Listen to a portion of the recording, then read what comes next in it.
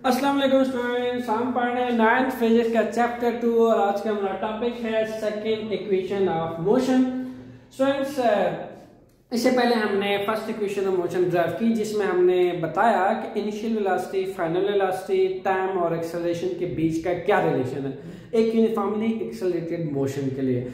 Second equation of motion जो है students, इसमें हम बताएंगे कि जब बॉडी यूनिफॉर्मली एक्सेलरेट करता है, ठीक है, एक पॉइंट से दूसरे पॉइंट तक ड्यूरिंग एक्सेलरेशंस, उसका जो टोटल डिस्टेंस है, टोटल डिस्टेंस कवरिंग है एंड टेकिंग सम टाइम, वो कितना बनता है। यानी इन शॉर्ट हम इसमें टोटल डिस्टेंस फाइंड करने वाले हैं। इससे पहले हमने टाइम एक्सेलरेशंस को यूज करके वेलोसिटी को फाइंड आउट किया था, उसका रिलेशन टाइम के साथ फाइंड किया था। अब हम इन तमाम चीजों को अगेन रीयूज करने वाले हैं और हम टोटल डिस्टेंस कवर करने वाले हैं एक यूनिफॉर्मली एक्सेलरेटेड मोशन के लिए। अगेन स्टूडेंट्स, ग्राफ पे चाहते हैं स्टूडेंट्स, हमारे पास देखा जा सकता है कि एक एक्स एक्सिस है, एक वाई एक्सिस है। मैंने लास्ट टाइम बताया था एक्स एक्सिस मेरे पास हॉरिजॉन्टल एक्सिस होता है और वाई एक्सिस मेरे पास वर्टिकल एक्सिस होता है। जो इंडिपेंडेंट क्वांटिटी होती है स्टूडेंट्स, उसको हम हमेशा एक्स एक्सिस पे रखते हैं। जो डिपेंडेंट क्वांटिटी होती है उसको हमेशा वाई एक्सिस यानी वर्टिकल एक्सिस पे रखा जाता है। स्टूडेंट्स, चूंकि टाइम जो है वो किसी चीज पे डिपेंड नहीं करता, उसका किसी चीज से कोई लेना देना नहीं है। उसका गुजरना मिनट का, सेकंड्स का, घंटों का गुजरना, डिस्टेंस, एक्सेलरेशन, वेलोसिटी, इनसे कोई नहीं है, वो अपने हिसाब से टाइम चल रहा है, गुजर रहा है, ठीक है। तो इसलिए वो इंडिपेंडेंट है, तो हमने उसको दे दिया हॉरिजॉन्टल एक्सिस। तो टाइम एक्सिस मेरे पास हॉरिजॉन्टल एक्सिस है, ठीक है स्टूडेंट्स। इसी तरीके से वर्टिकल एक्सिस पे मैंने क्या रखा, वेलोसिटी, ठीक है। वर्टिकल एक्सिस पे वेलोसिटी इसीलिए रखा क्योंकि वो टाइम पे डिपेंड कर रहा है, ठीक है। तो time is dependent, velocity is dependent on T, velocity is dependent on T, so that's why हमने इसको वाई एक्सिस पे रखा है। ये पूरा एक्सिस जो है वेलोसिटी का है, ये पूरा एक्सिस टाइम का है स्टूडेंट्स, क्लियर।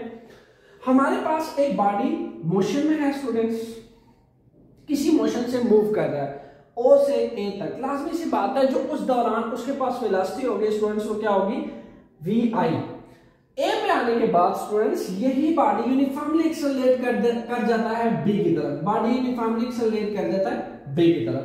फिर हम क्या करते हैं, ओ से ए और ए से बी तक ये इसकी यूनिफॉर्मली एक्सेलरेटेड मोशन है, इसको फिर हम ग्राफिकली डॉटेड लाइन से मिला देते हैं। करते क्या है, बी को हम ट्रेस करते हैं टाइम एक्सिस के हेड से और इसी बी को हम ट्रेस कर देते हैं वेलोसिटी एक्सिस के हेड से स्टूडेंट्स। नेक्स्ट, यहां से जहां वेलोसिटी में चेंज आता है, लाजमी सी बात है स्टूडेंट्स, जब बॉडी इनिशियली मूव कर रहा है किसी वेलोसिटी से, after some time its velocity will change to VF, ठीक है। तो जो वेलोसिटी में चेंज आता है यहां तक, ठीक है, यहां तक ओरिजिन के स्टार्टिंग पॉइंट से जो वेलोसिटी में चेंज आता है उसको हम रिप्रेजेंट करते हैं। यहां पे आप बी डी को ले सकते हैं। बी डी जो है मेरे पास फाइनल वेलोसिटी पोर्शन है। इसी हिसाब से जो सी डी है उसमें मेरा बॉडी किसी इनिशियल वेलोसिटी से मूव कर रहा था, ठीक है, तो मेरे पास पॉइंट है सी डी या ओ ए मेरे पास इनिशियल वेलोसिटी पोर्शन है, ठीक है। तो जो बॉडी यहां से ए से बी तक एक्सेलरेट हुआ स्टूडेंट्स, तो ये जितना पोर्शन है, यानी इतना फासला उसने अगर कवर किया है, जितना पोर्शन है स्टूडेंट्स ये वाला पूरे का पूरा आपके पास क्या आएगा, डिस्टेंस। तो अगर आप गौर करें थोड़ा सा स्टूडेंट्स, मैथमेटिक्स की जो ज्योमेट्री है वो ध्यान में लाएं। बॉडी जब ए से बी तक एक्सेलरेट हुआ, इसका मतलब ये है कि एक ट्रायंगल, ये वाला बॉडी एक ट्रायंगल पे, हम इस पूरे डिस्टेंस को एक ट्रायंगल पे डिवाइड करने वाले हैं और एक रेक्टेंगल में। पूरा फासला हमने ट्रेस कर लिया है एक ट्रायंगल प्लस एक रेक्टेंगल से। ये रेक्टेंगल है स्टूडेंट्स, ये एक ट्रायंगल है, ठीक है।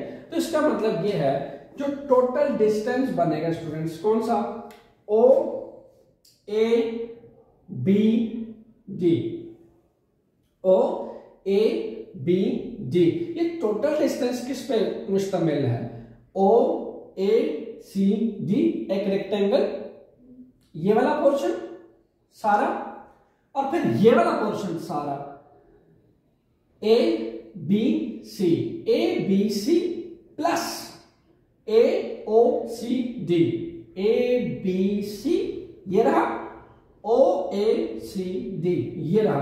इन दोनों पोर्शन पे आपका पूरे का पूरा डिस्टेंस स्टूडेंट्स कवर हो रहा है।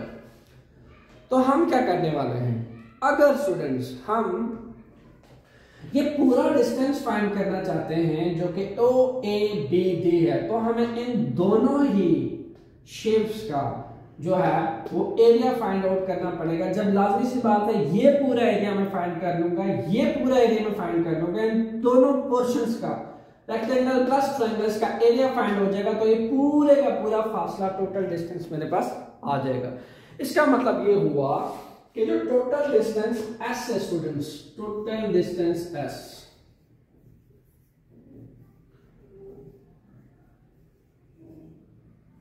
तो किसके बराबर है, दैट इज इक्वल टू, सबसे पहले आप देख लें area of O A C D, area of O A C D plus, हम प्लस करने वाले ओ ए सी डी किसमें students, area of A B C, area of A B सी।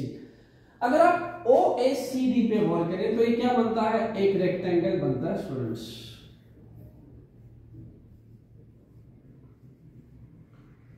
यानी कि ओ ए सी डी का पूरा area ये बना, ये पूरा एक रेक्टेंगल पे मुश्तमिल है, ठीक है। इसी हिसाब से हमारे पास प्लस करें area of triangle, that is equal to A B C.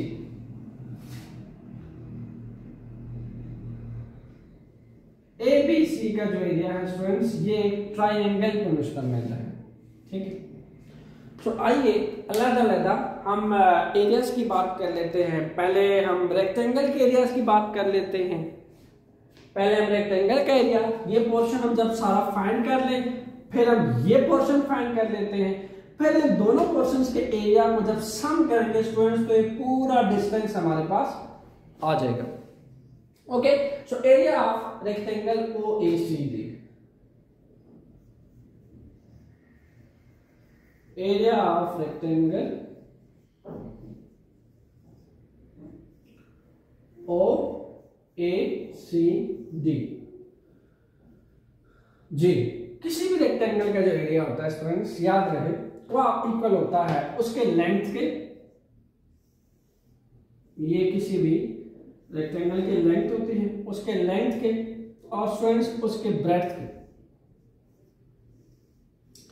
Length cross breadth. यानी मेरे पास ये जो रेक्टेंगल है ओ ए सी डी, इसका एरिया बराबर होगा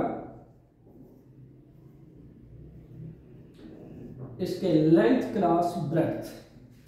मैथ में भी स्टूडेंट्स आपने पढ़ रखा है, इसका एरिया बराबर होता है लेंथ क्रॉस ब्रेड्थ। अगर आप गौर करें तो मेरे पास स्टूडेंट्स लेंथ कितना सा पोर्शन है, ये वाला ओ ए तक, लाजमी सी बात है। अगर मैं कह दूं सी डी, ये सी डी है, ठीक है। यहां से तो स्टूडेंट सी डी के अंदर मेरी इनिशियल वेलोसिटी थी, बॉडी मेरी इनिशियल वेलोसिटी से मूव कर रही थी स्टार्टिंग पॉइंट से। ये मेरा स्टार्टिंग पॉइंट है ओ ए या फिर सी डी। फॉर बोथ जो है मेरे पास मेरी बॉडी जो है वो किसी इनिशियल वेलोसिटी से मूव कर रही थी। सिमिलरली इसका अगर मैं लेंथ ले लूं इस बॉडी का ओ डी तो मेरा पूरे का पूरा टाइम एक्सिस है। इस दौरान बॉडी यूनिफॉर्मली एक्सेलरेट कर रहा है इक्वल टाइम इंटरवल में, ठीक है। तो ये पूरे का पूरा मेरा टाइम एक्सिस है स्टूडेंट्स। सो हम कह सकते हैं कि जो मेरे पास एरिया निकलने वाला है रेक्टेंगल का, तो मेरे पास लेंथ क्या है ओ डी क्रॉस इसी रेक्टेंगल की जो है आपके पास लेंथ क्या है ओ डी, और इसकी ब्रेड्थ क्या है students C D. O D cross C D भी कह सकते हो, ओ ए भी कह सकते हो, दोनों तरह से इसको कहा जा सकता है, ठीक है। बिकॉज आपको ये पता होना चाहिए कि सी डी इक्वल है ओ ए के। आपके अगर टेक्स्ट बुक में ओ ए यूज हुआ है या फिर सी डी यूज हुआ है स्टूडेंट, दोनों तरह से ठीक है। तो आप इसको यू भी लिख सकते हो, ओ डी क्रॉस ओ ए, ये भी लिखा जा सकता है। ठीक है, just put the value. O D आपके पास टाइम एक्सिस है, इस हिसाब से ये आपके पास ओ डी टाइम है और ओ ए आपके पास वेलोसिटी है। तो कंबाइनली मैं लिख सकता हूँ वी आई टी। ये मेरे पास एरिया आ गया स्टूडेंट्स किस चीज का, ये एरिया आ गया मेरे पास रेक्टेंगल का, area of O A C D. ये स्टूडेंट्स एरिया है मेरे पास, clear. So O A C D आपके पास मुश्तमिल था किस चीज पे, ओ ए क्रॉस ओ डी। यहां पे मैंने समझा दिया, अब यहां पे हम डायरेक्ट लिख सकते हैं ओ ए क्रॉस ओ डी। ओ ए क्या है आपके पास, ओ ए क्या है, फाइनल स्पीड है। ठीक है, ठीक है, length cross breadth, length cross breadth.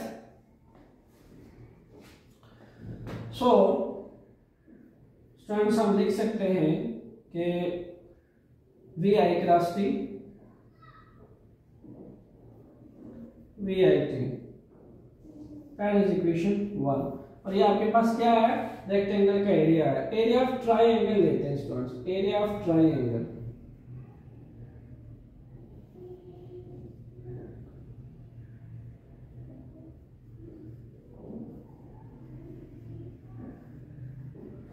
Area of triangle students आपको पता होना चाहिए, ये बराबर है half of length cross breadth.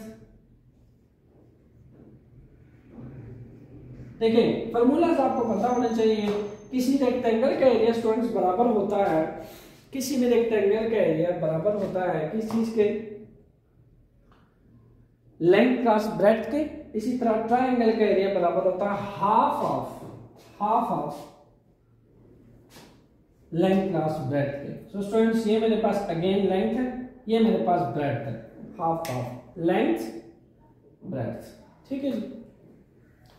सो इसको मैं पूरे को ए सी जो है, ए सी पोर्शन जो है ये मेरे पास लेंथ है स्टूडेंट्स, और ये वाला पूरे का पूरा पोर्शन मेरे पास ब्रेड्थ है।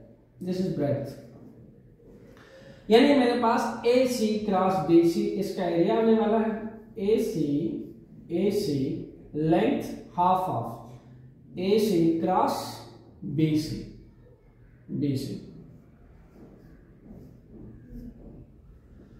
सो students A C cross B C, अगर आपको याद हो तो इक्वेशन ऑफ मोशन के अंदर स्टूडेंट्स इस स्लोप के लिए मैंने एक रिलेशन लिखा था। क्या लिखा था स्टूडेंट्स, कि अगर हम स्लोप ऑफ ए फाइंड करते हैं, इस बीसी के लिए हमें वैल्यू देखनी है। ठीक है, यानी आपके पास ये बराबर था 1 और 2 ए सी क्रॉस बीसी। अब ये बीसी कैसे फाइंड करते हैं स्टूडेंट्स, बीसी में चूंकि आपके ये जो बीसी है, ये वाला पोर्शन है, ये बीसी, ये कैसे फाइंड करते हैं। अगर आपको स्लोप याद हो तो स्लोप ऑफ लाइन ए किसके बराबर था, slope of line A perpendicular और बेस के बराबर था स्टूडेंट्स, यानी बीसी और एसी के बराबर था, बीसी और एसी। तो एसी क्या है स्टूडेंट्स, हमारे पास लेंथ क्या है, टाइम एक्सिस। ठीक है, हॉरिजॉन्टल एक्सिस है ना, टाइम एक्सिस है, तो मैं इसको टाइम के बराबर ले सकता हूं बिल्कुल। यानी मेरे पास ए बराबर हुआ किस चीज के, बीसी बाय टाइम एक्सिस यानी एसी। तो बीसी की वैल्यू फाइंड आउट करनी हो तो किस चीज के बराबर होगी, ए टी के। टाइम बीसी पे डिवाइड हो रहा है, दूसरी साइड पे जाके मल्टीप्लाई हो जाएगा। So BC is equal to A T. इसका मतलब ये हुआ कि ये वाला जो पोर्शन है, ये वाला आपके टेक्स्ट बुक में इसके साथ उसने छोटा सा ए टी लिखा हुआ है, यहाँ पे बीसी के लिए उसने ए टी लिखा हुआ है और साथ गेन इन स्पीड लिखा हुआ है। ठीक है, तो आपके पास स्लोप वाले रिलेशन से परपेंडिकुलर बाय बेस से बीसी की वैल्यू निकाल लेते हैं हम, और यहाँ पे स्टूडेंट्स पुट कर देते हैं 1 और 2। एसी क्या है, टाइम एक्सिस है, हॉरिजॉन्टल एक्सिस है, जितने वर्टिकल एक्सिस है स्टूडेंट्स उस पर हम वेलोसिटी एक्सिस कहते हैं उसको हम, ठीक है, और जितने हमारे पास हॉरिजॉन्टल एक्सिस है उसको हम टाइम एक्सिस बोलते हैं, ठीक है। सो AC cross AT, AC students हमारे पास किसके बराबर है, AC हमारे पास सीधा सीधा टाइम के बराबर। सो कंबाइंड इसको मैं लिखूं तो ये लिखा जाएगा AT²। जी स्टूडेंट्स, अब टोटल डिस्टेंस लिखने का टाइम आ गया है। टोटल S किसके बराबर है, टोटल S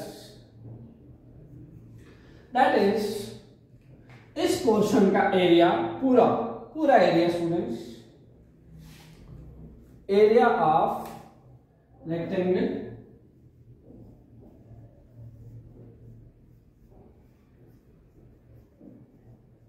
इसको नाम दे दें equation 2, area of rectangle plus rectangle का एरिया कितने पोर्शन पे फैला हुआ स्टूडेंट, OACD पे, OACD plus area of triangle,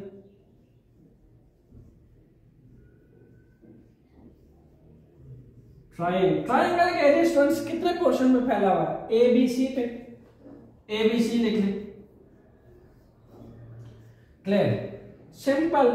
अब आप जस्ट वैल्यू पुट करने वाले हैं क्योंकि ट्रायंगल का एरिया तो आप फाइंड आउट कर, रेक्टेंगल का एरिया भी आप फाइंड आउट कर चुके हैं जो कि इक्वेशन 1 में है, ट्रायंगल का एरिया भी आप फाइंड आउट कर चुके हैं जो कि इक्वेशन 2 में है। Just put the value students, VIT plus half of AT² that is equal to total distance S आ जाएगा। This is our final relation for second equation of motion. Okay students, तो आपने देखा कि टोटल डिस्टेंस फाइंड करते हुए हमारे पास relation आता है initial velocity time half of AT²। Velocity time के जो है चेंज इन स्पीड में हम गए OA से AB तक, बॉडी यूनिफॉर्मली एक्सेलरेट हुआ, इस दौरान जो स्पीड में चेंज आया टाइम एक्सिस के लिहाज से जो इसने टाइम लिया है वो मेरे पास टोटल डिस्टेंस है। तो ये पूरे पोर्शंस का मैंने टोटल डिस्टेंस फाइंड आउट किया जो कि मेरे पास आता है VIT plus half of AT²। तो ये थी second equation of motion. Hope so आपको अच्छी से समझ आ गया होगा। कीप एंजॉय फिजिक्स, मिलते हैं थर्ड इक्वेशन ऑफ मोशन में। Thank you.